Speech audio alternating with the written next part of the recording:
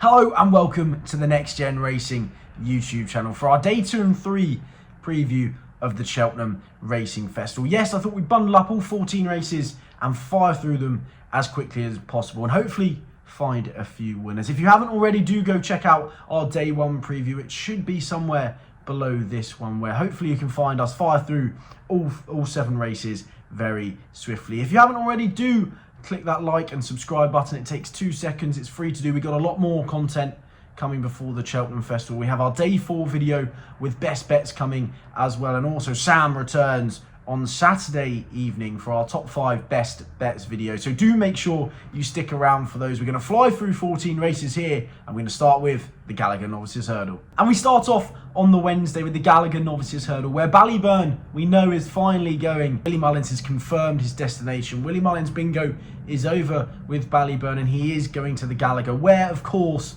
it looks like he is going to be a very worthy favourite, and it looks like he's going to be far too good for his stablemates and for the whole field. It looks like he's £10 clear of every novice either side of the Irish Sea, and it looks like he's just going to go and win. He put Slade Still to bed over 2 miles in emphatic style. He won over 2.5 miles, doing it in an absolute canter. It looks like he'll be able to take it up round the home benders, win as far as he likes. And in terms of who's going to be behind him, I think Willie Mullins has a very good chance of having the 1, 2, 3 here. I really fancy Predator's Gold to go and grab second at a double figure price. I was really impressed with his run in the Nathaniel Lacey Novices Hurdle at the Dublin Racing Festival over 2 miles 6. I thought he travelled pretty strongly. He stayed on from the rear of the field, and over 2 miles on his penultimate run, he travelled very strongly in horrible ground, which Caldwell Potter went and won. They went a crawl at the end to finish there. It was a very stamina-sapping contest. I think this, in between the 2 mile 6 and the 2 miles, is absolutely perfect for Predator's Gold, and I think he'll be able to grab second, and I think Il Atlantique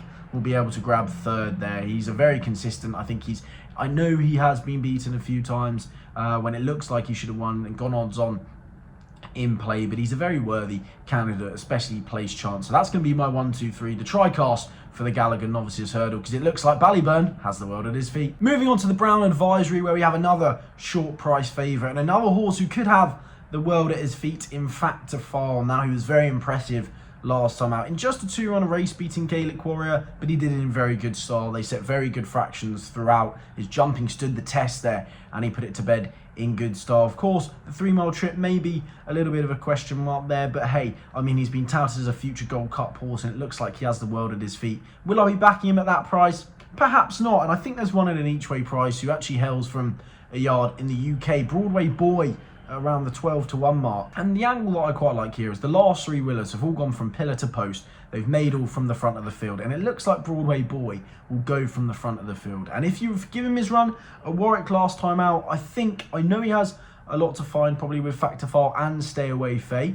But I think if he can get into a rhythm out in front, and he jumps really nicely under pressure, that's one attribute that he has that I really like about Broadway Boy, and I think they might give him an easy lead out there. If Stay Away Faye doesn't go forward as well, I'm not too sure if there'll be too much pace and challenging the pace there. I mean, he was troubled by Apple Away last time out, was Broadway Boy. Warwick pestered all the way around there and eventually weakened. But I mean, from October to when he ran next time and beat 3 under through 5 at Cheltenham, I thought he improved £10 there, and he improved again and went and won the 3 under through 5, went and won the Swinley. So it looks like the form is standing the test of time. Broadway Boy looks like a viable each way option at a double figure price. Again, Stay Away Faye has to be respected. I was really impressed with the way he went into open company in the Cotswolds Chase and stayed on. If it does turn into a stamina test, I think Stay Away Faye is probably the one to beat. But if Broadway Boy gets his own way out in front, I think he's a viable each way option at around the 12 to 1 mark. Moving swiftly on to the Coral Cup, and we've got a couple of each way chances, but we can't go anywhere without looking at Langadan.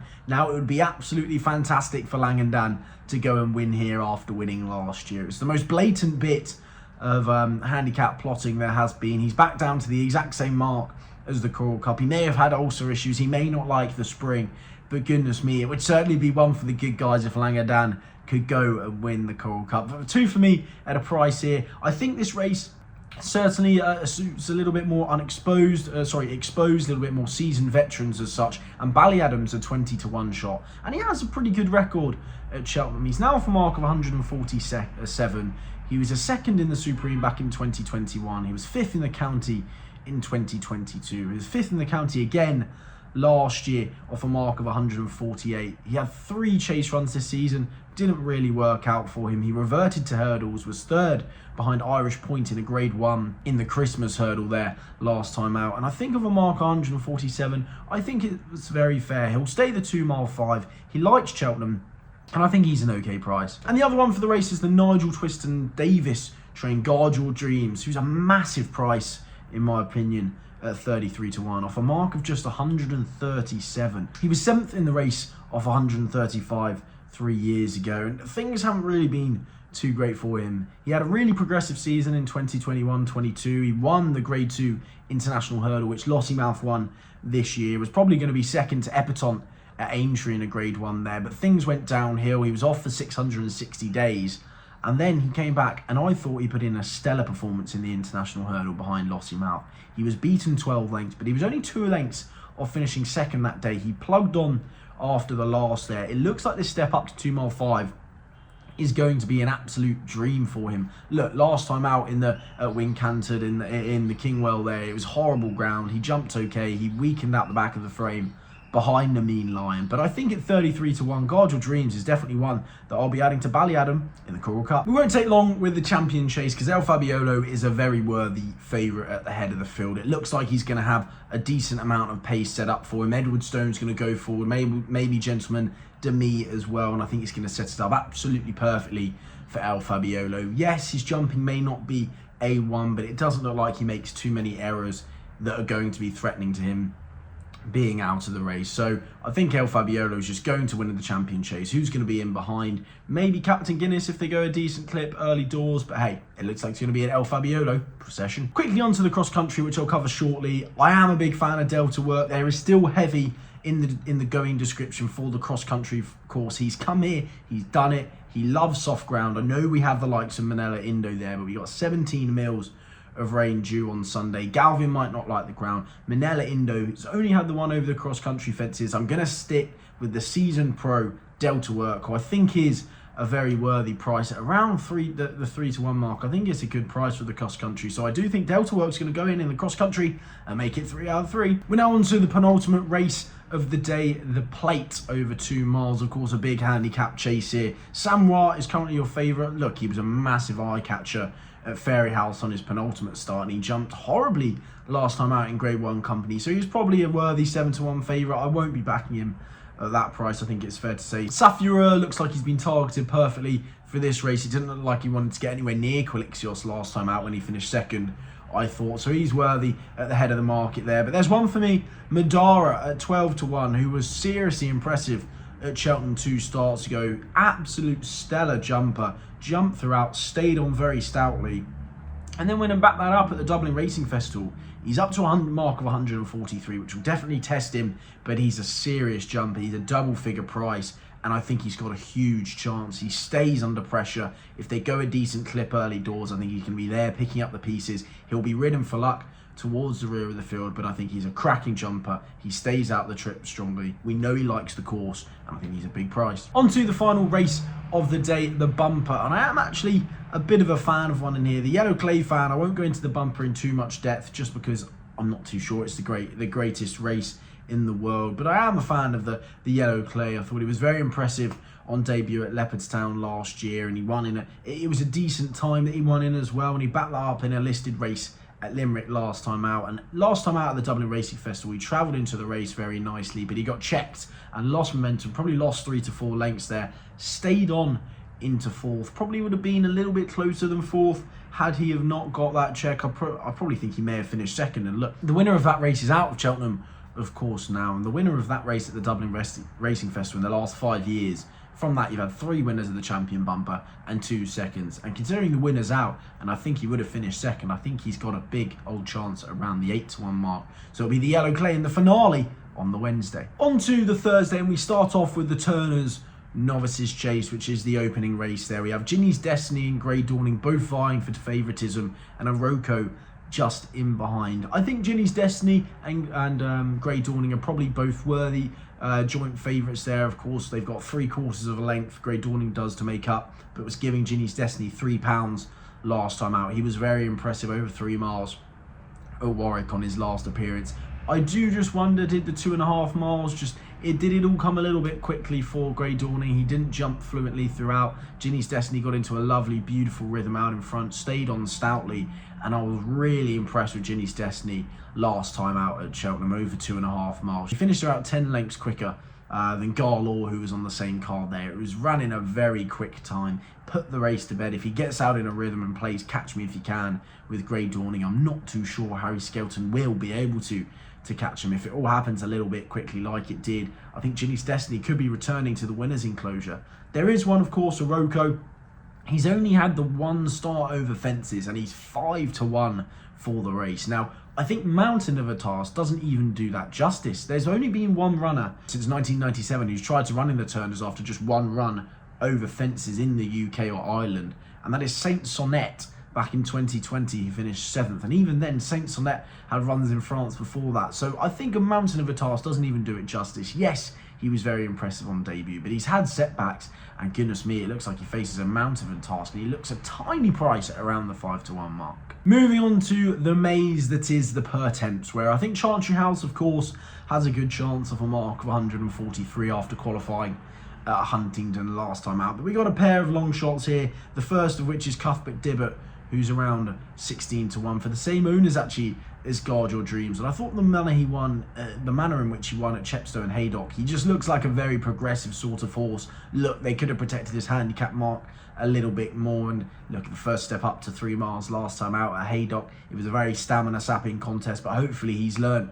a lot from that. Of course, you may think he was tiring late, of course, and it may have taken a lot out of him, but hopefully he'll be A1 for this. And I think at around the 16-1 mark, he looks like the classy angle who could go on to bigger and better things, maybe even run in the 3-mile hurdle race, the grade 1 there at Aintree. And the other one's Gal Road at 25-1. I think he has a very similar profile to Guard Your Dreams for the Coral Cup. He was very progressive in the 21-22 season. He even won very nicely on the old course over 2 mile 5. He was 7th in the Coral Cup back in 2022. He then had a 200-day break, had a couple of runs over fences, then another 400-day break.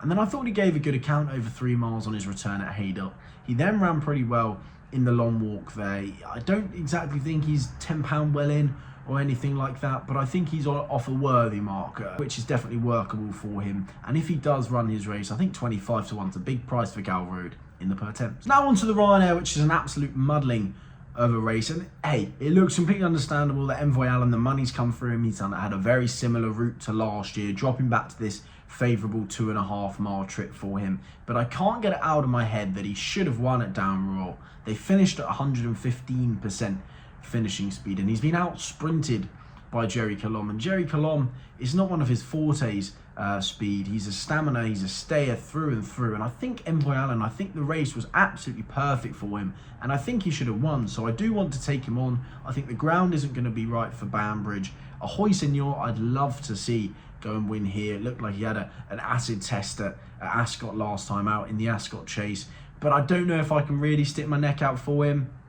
Probably 2 that I'm willing to back. One is Stage Star. I'm willing to forgive Stage Star last time out. I'd rather he was pulled up in the heavy ground than stayed on into 2nd or 3rd. I think there was clearly the ground was completely against him, and for sure there was probably not 100% that day. So we've seen he absolutely loves this course and distance. He gets into a rhythm over the 2.5 miles at Cheltenham, and he can gallop on for days. So I think Stage Star around the 5-1 mark is definitely going to be the WinBet selection. And I'm starting to come round to Protectorat, which is kind of worrying me a little bit, but he's rated £1 higher than Envoy Allen. He's 16-1. He's dropping back to 2.5 miles, where of course he was 2nd in the Gold Cup, the Handicap Gold Cup, I think on New Year's Day behind Midnight Shadow a couple of years ago. He's run 3 good races this season, and I just really like the way last time out he really got into a rhythm. He jumped out in front. He didn't win. He looks like he's had a similar kind of formula on his last few races. Go out in front, jumps nicely,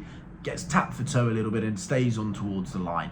And that might find him out over 2.5 miles, but I think he's a proper stayer, and if he can get out there, get jumping like he usually does over the 2.5 miles and plays Catch Me If You Can, I know Stage Star is going to be there as well, but it'd be interesting to see if he can sit on the coattails of Stage Star and try and pick them off. But he's 16-1 and he's still rated in the mid 160s, and I still think he's a quality horse. So Protectorat will be the other selection for the Ryanair that I'm going to add to stage start. Onto the stayers, and I'm starting to come around to the fact I think Tiupu may just be a little bit better than the rest of the field there. I know Crambo and Paisley Park will of course great in the long walk last time out, but I'm starting to think Tiupu's a lot better than he was last year, and he keeps improving. I know he can probably disappoint over the 3 miles when he was beaten by Classical Dream earlier in the season. He really should have gone and won that, but I'm starting to come around to he's a very worthy favourite and he's going to be tough to beat.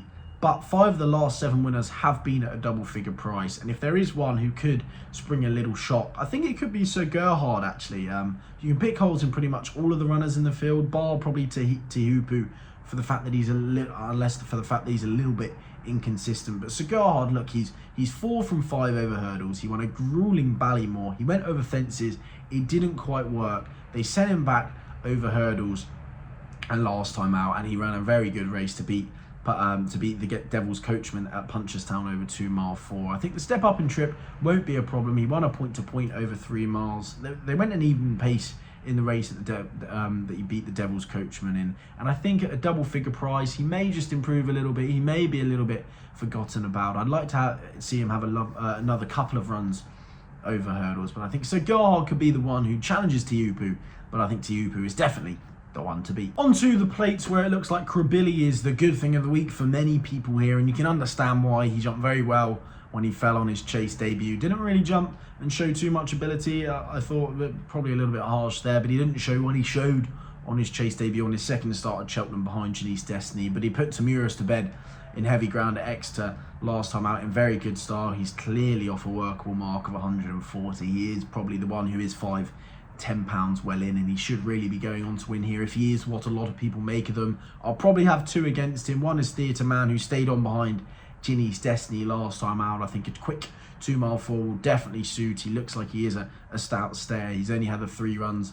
over fences, and he looks like he's open to a lot more improvement off a mark of 137. And the other one's going to be Shake 'em Up Harry for the Ben Pauling Yard, who I think have a lot of good horses going to the Cheltenham Festival this year. He was of course 3rd in the race last year. He's only off £4 high. He bounced back to form to beat Ferro Bamboo over the 2 mile 4 at Cheltenham last time out. So off a mark of 143, he's around the 14 to 1 mark. Theatre Man's around the 7 to 1 mark, and hopefully will turn over the hot pot Krabilly. We move on to the Mayor's Novice Hurdle, where Brighter Days Ahead is another good thing of the festival for some people, and this one's a little bit not contradicting, it's a little bit muddling for me, in the fact that I completely understand why she is a worthy favourite, but I can't help but think 6 to 4 is just too short.